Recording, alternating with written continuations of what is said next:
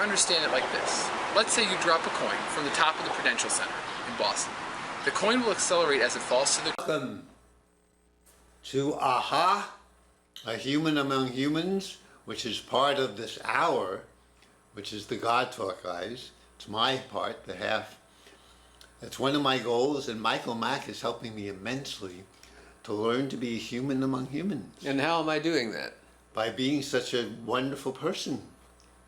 Loving, interesting, on a journey. You are.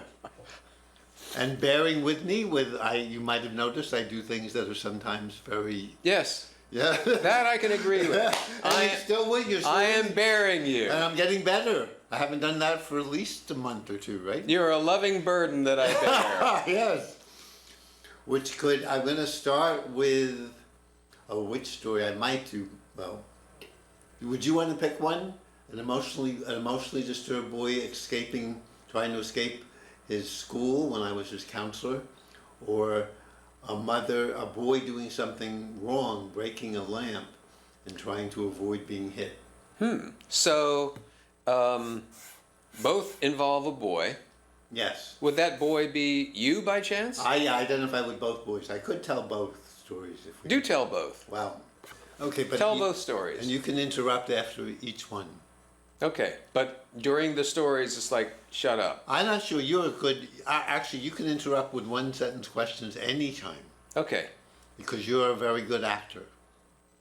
I don't know what that has to do with acting. Because you have a sense of drama. I can follow instructions. That's what I can Oh, do. yes. Speaking of instructions, those were the instructions. While I'm giving my riff, Mack is limited to one sentence questions. And then a pause to give me a chance to answer. And what is the rate at which I can ask these questions? No, you give me just a pause. You give me time to answer them, so they Okay. can't be one after another. Okay. But they can. I will do my best. Yes, which you do. As Barbara says, who calls up, isn't he a beautiful man, ladies and gentlemen? This is what I have to endure. Yes, thank you. Okay, story number one, which I told at there's storytelling every Tuesday night in Central Square in the Out of the Blue Out Gallery. of the Blue Gallery? 7 to 9. The new Out of the Blue? Yep. The one on Mass Ave? On Mass Ave. Not Prospect Street? Right. And anybody can come. And if you have it, you can put $5 in a hat and put your name in, and you can tell a story for up to 8 minutes. So I told these two stories last Tuesday. But they're stories I've told 100 times at least, probably way more, hundreds and hundreds of times. And are these true stories? These are true stories. The first story did not happen to me, except the end of it. I did work with emotionally disturbed children at the University of Chicago. Mm-hmm.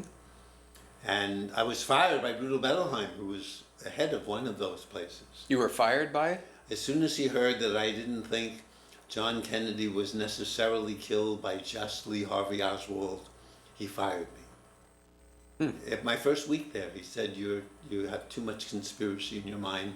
You're not good for the children.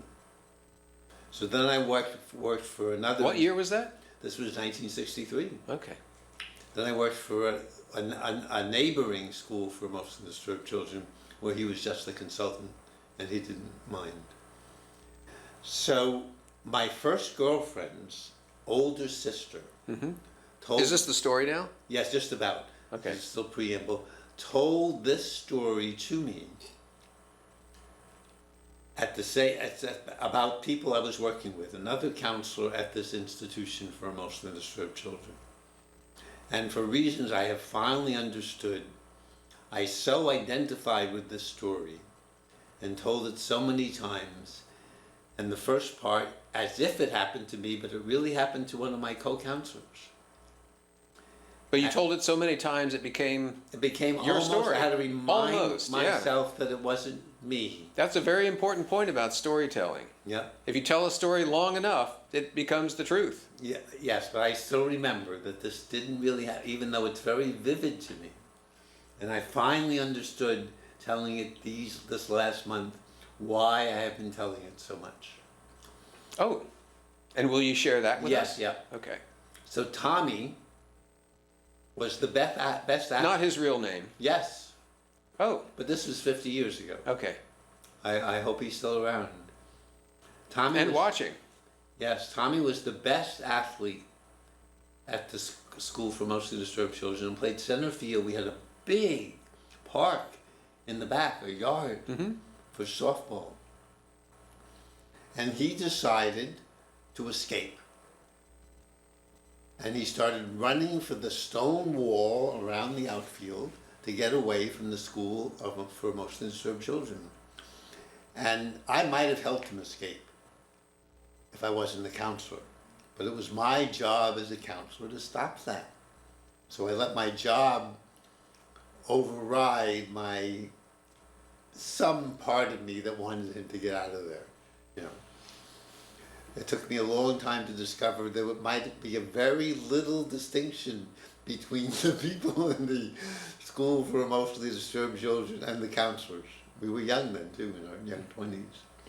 So I grabbed Tommy around the waist as he's climbing over the stone wall. And he turns to me and yells, "You bastard! Let me go!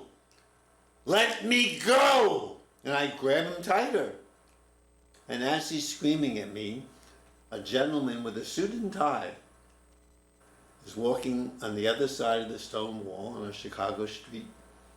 And he sees this big counselor holding this kid. And he says,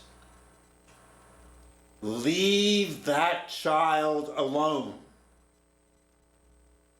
And Tommy stops cursing me for a moment, turns and looks at the gentleman and says, "You mind your own business, sir." And the guy walks away, and Tommy turns to me and yells, "You bastard! Let me go! Let me go!" And now I come in, what really happened, several weeks later after this happened. Okay, wait a second. Yeah. So this was not happening to you. This was happened to my colleague. And I Okay. identified so much with this. Yeah. I now That you found- appropriated it. Yep. As your own life But story. I still tell people, I have to tell my class when I tell this story, Yeah. my writing class, that I appropriated it. Because if I tell them after the story, they get very disappointed as if they were tricked. But this part happened.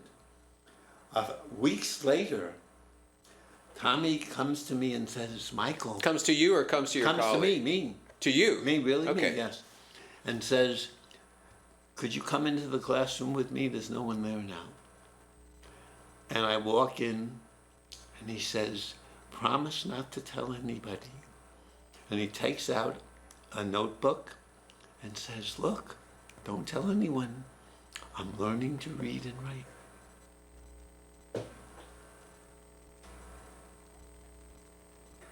That's like a Zen koan. What does that mean? Well, this truly happened. I guess he didn't want to let people know he was being such a good boy. He was a rebel of sorts. But he wanted to share it with me, not to keep it to himself. And you looked at what he wrote and it said, "You bastard, let me go"? No, that would be something. That would be a great Yes, story. I might add that. Add that. Yep. So he said, "You bastard, let me look what I wrote." And it took me a very long time of telling the story hundreds of times. And what any sensible observer might know is that I'm Tommy. And I'm screaming to be free. But not really. I'm afraid to be free. And I want to scream it. Freedom, freedom, let me out of here. Let me out of being emotionally disturbed also. But I needed someone to hold me because I couldn't, what am I going to do out of the institution, walking the streets of Chicago? I needed someone to hold me and I needed to scream. And then what could free me, and I hope free Tommy, is learning to read and write could give me a whole new world, both internally, what's going on inside that I maybe would be not so willing to share with people. You bastard, let me go. As well as reading other people. And so it's really a story of my life, and I think I'm now maybe free to let that gentleman help me and stop whatever's holding me, including me, to open up their arms and let me go out over the wall and onto the sidewalks of Chicago. I would love to find out what happened to Tommy. Can you find that out? I don't think so. It was. Do you remember? No, Did you ever hear a last name? No, I might have. But Tommy from Chicago. Google Tommy from Chicago, and it was called the Pritzker School for Emotionally Disturbed Children. It was a residential school. yeah. One more little story from there, if I could tell you. All right. Is this the one that you were planning? No. Oh, So so I- this is Just a this little just one. came to you. Well, I told it many times, but Eddie was this. Now I need to know: did this happen to This you, or really did this happened. happen? As far as I know, So no, this really did happen to me. Really, really. that did. happened. I'm The sure. one that you're about to tell really Yeah, it's happened not to a you. So you're story. going to tell us the truth Yeah, this is the truth. with this story. Yeah, well, the other was true in the schoolroom, except now that you've given me what I wrote, what he wrote, that's going to be not quite true, but true within true. So Eddie was about 7, and whenever we said "we love you, Eddie," this was the '60s, he had a fit and threw things at us: toilet paper, towels, notebooks. We love you, Eddie. And when we researched his family history, and some therapist wrote this down, Eddie's family used to tell him, "We love you, do the dishes now. We love you, take out the cat litter. We love you, Eddie, make your bed. We love you, Eddie, go to kindergarten." And so he understood the word "love you" as a demand upon him and hated it. And then I started saying to him, "Eddie, you got to make your bed. I hate you, Eddie. And he loved it. He loved it. And we got along fine. This is a true story. This is true. Yep. Well, that was what, the '60s, right? Yep. Somehow it wouldn't wash today. No? We hate you. No? I hate you, Eddie. Make your bed. No? I don't think so. Oh, why? I think that somebody. Isn't S&M good now? In? What did you in know? certain quarters. What did the... Not for children. I wonder. Not for children? The stories we tell them? About Peter and the... Oh yeah. I hear that. What did But they're not explicitly No? S&M stories. They're not? Goldilocks, the Little Red Riding Hood? Didn't the wolf eat her? Or eat the great? What did the wolf do? What did the wolf do? Ate somebody. The wolf threatened to. No, the wolf threatened. The wolf didn't eat Grandma? And Did then, he the eat- wolf ate Grandma. The wolf ate Grandma. Pretended to be Grandma. That's right. And would have eaten Little Red Riding Hood except for, I think, some I think some hunter or hunter something. came, yes. So what is that? That's not nice. Well, that came out of the Middle Ages. What? That's Aesop's fables, or No, I think Grimm's. Grimm, right? Well, the name says it all. Grimm. Not going to be a happy ending. So I haven't... Kind of reflective of life Is that enough sometimes. stories now? So we get to Mark, or I have one. I think I promised you one more. You promised another story. This is a story told me by someone in prison. So, is this when you were doing pros and cons? This was before. This inspired one of the stories in Pros and Cons. Pros and Cons is a 1-hour dramatization of what it was like to give a final exam in maximum security prison. Notice that orange is the new black. He's wearing orange. And so you can Google Michael Koran Prose, Prose, Pros and Cons, and see this show. This is a great title. Someone gave it to me. I think it was from Saturday Night Live. It's easy to forget, you think, and it's easy to think I created it myself. Oh. Oh, you didn't create it yourself? I sometimes think that, but now that you mentioned it, I'm getting a little more honest now that I'm going to hit 75. Well, why not? Why not make it all up? So, and I told this story about Tommy in the classroom because I'm teaching him writing. Yeah. And he says, "Oh, that reminds me of what happened to me when I was 11." This was a Thompson who's telling me this. That's his real name. Thompson. And Thompson was, one of my colleagues said, prison will either destroy you or make you a man of steel. And Thompson was a man of steel in maximum security prison, Walpole. And this is a story Thompson tells, somewhat similar to the other one I told you. He says he's playing around with a basketball in the living room and knocks over a lamp. And he calls his younger brother, Charlie, and he says, "Charlie, I'm going to be in trouble. I'm always knocking things over. Please, please tell Mama that you broke the lamp." And Charlie says, "That's not going to help you, Thompson, because you're supposed to be in charge of me anyway." So his mother comes through the door, their mother, and Charlie runs and says, "Thompson told me to tell you that I broke the lamp." Thompson immediately runs into his bedroom and hides under the bed, waiting for his mother to come in and hit him. And she doesn't. And after a while, he gets a little courage, and he very carefully comes out from under the bed and walks to the door and peeks into the living room, and he sees his mother crying on the couch. And he goes over to his mother, sits beside her, and says, "Ma, why are you crying?"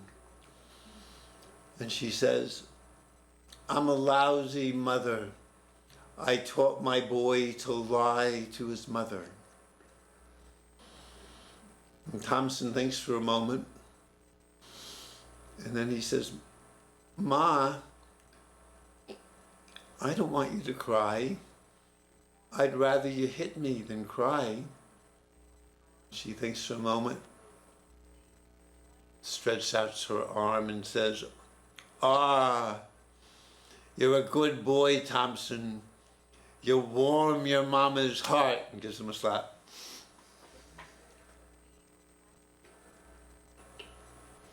It's like a postmodern story. Because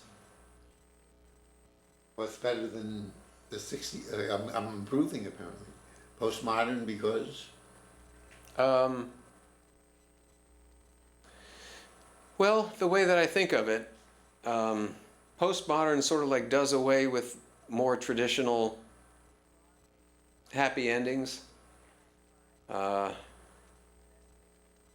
the same time that it reveals the complexity of human motivations. I told this to one student in my class, and she said that's probably why he's in prison. For stories like that. Confusion of hitting and love. I think in my life too.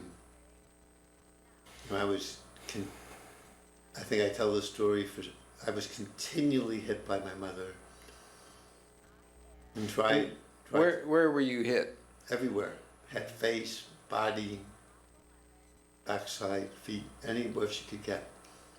Repeatedly, and told not to cry. Boys don't cry. Scream, don't cry. And she only stopped when my bones got too hard to hurt her hands. I never ever wanted to hit her back. It was, and to the day she died, I tried to forgive her, and didn't realize till way after how much hatred I had. And now that hatred, because I still love her very much, now that hatred I think in my own mind, united with love, and now it's tough love for my mother. I'm very, very pained that you did that, and I have been very angry. But now I understand what you were going through too, and I can still love you. Well, you know, it raises an important question, I think, about who it is that we love and who it is that we hate.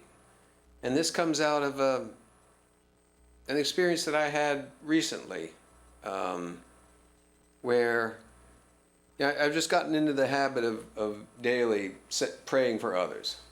So just spending a few moments thinking about them and sending them warm wishes. And this includes everybody in my family and all of my friends and really everybody that I've ever met. And of course, you live for a little while, and there will be people who done you wrong. You know, there will be people who offend or hurt or harm in whatever way. But as we get older, as we age, we're not the same people that we used to be. So if I think about somebody who, when we were both teenagers, who did something, really dreadfully harmful to me, and I think about them now, and I'm thinking of very specifically of one person. Now he is, let's just say he's a very limited means now, and much diminished in comparison with what he was when he was a teenager. It's like, who do I love or who do I hate now? I mean, because clearly it's not the same person, and it's easy to forgive this current person, because this current person is so much diminished. And then I think about the things that he did when we were both a lot younger, decades and decades ago. But that guy doesn't even exist anymore. I don't exist anymore as that little boy. So, I don't know, it just raises what seems to me a very important question about who it is that we're loving and who it is that we're hating. So, in your mother's case, I mean, your mother has passed on. Yep. So, all that lives in your mind and heart now is your memories of her at all of these different times of her life. Yep. The times when you were very young and she was doing a lot of hitting, and the times when you were older when she wasn't. Yep. And so when we talk about reconciliation or forgiveness or coming to peace with somebody or something, we got to kind of take into account the whole spectrum. And that, I don't know, it just, somehow for me, it just became easier to forgive somebody because whatever they did decades and decades ago, that's not what they are now. That person from decades ago doesn't even live anymore except inside of me, but he doesn't have to. I discovered, thankfully, gratefully, I discovered I can let that go. And it's so much easier to let it go if the person that he's become is somebody who is, it seems like I'm a lot better off than he is. Life has been a lot better to me than to him. I did do that in my mind, and I think in some ways for me it was wonderful and a spiritual and a forgiveness bypass. That I had much more hate than I thought I had or willing to acknowledge. And I took out that hate on women I was having close relationships with. Mm-hmm. And now letting that hate come out, I hope all out, and using it. I like to think I marry hate and love, and it's now tough love. I'm not sure how tough a loving person I am. But in my mind, I want to marry the two, because that stream of hate is very strong. Maybe I could let it go, but I like the power of it if it's done well. I love the power of it. Is it the power to do something, or more like the Because certainly there's something inflammatory about that, internally. And so when you say that you use it, I wonder, and we've only got like 2 minutes to wrap this up, so, I'm just curious about how you use it. You said you use it. I'm not sure. I wish I could give you examples. Well, I had one woman friend